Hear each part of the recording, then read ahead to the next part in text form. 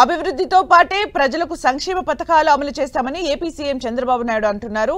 శ్రీ సత్యసాయి జిల్లాలో పెన్షన్ల పంపిణీ కార్యక్రమంలో ఆయన పాల్గొన్నారు.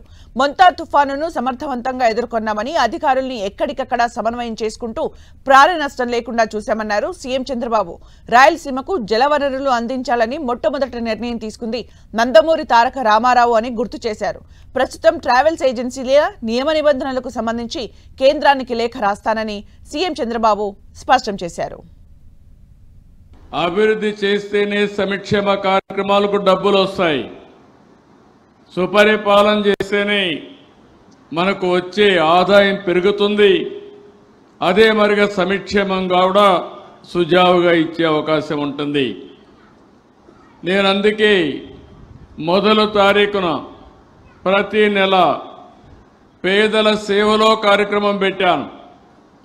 నేను కూడా బటన్ నొక్కచ్చు, ఇంట్లో కూర్చోవచ్చు, పరదాలు కట్టుకొని రావచ్చు.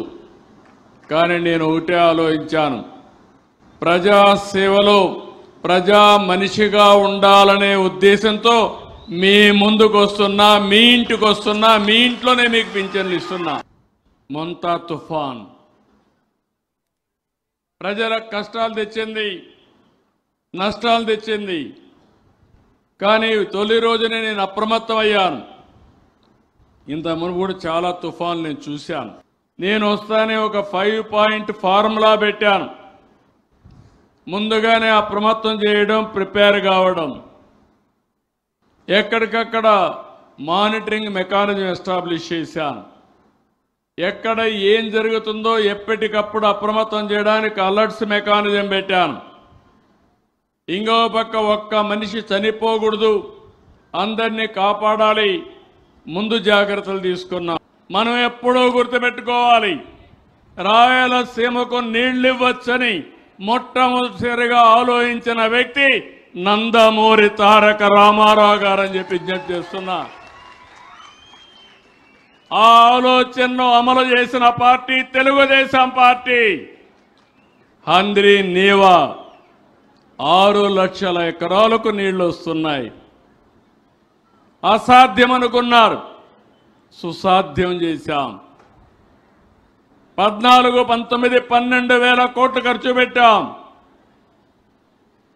అది ఇక్కడి నుంచి ఒక వ్యక్తి మాట్లాడుతా నా రాయలసీమ అంటాడు. ఏం రాయలసీమ నాకు అర్థం కాదు. నేను కూడా రాయలసీమలో పుట్టా. ఎన్టీఆర్ కూడా ఇక్కడే ఎమ్మెల్యే అయ్యాడు. నేను ఎట్టి పరిస్థితుల్లో రేపు ఎల్లుండో కేంద్రానికి కూడా ఒక లెటర్ రాయబోతున్నాం. ఈరోజు నేషనల్ పర్మిట్స్ ఇస్తున్నాం. మనం ఏ రాష్ట్రంలో తక్కువ ట్యాక్సేషన్ కడితే అక్కడికి వీళ్ళు వెళ్ళిపోతున్నారు. ఎవరి సూపర్విజన్ లేకుండా మొత్తం దేశమంతా ఆపరేట్ చేసే పరిస్థితిలో వస్తున్నారు.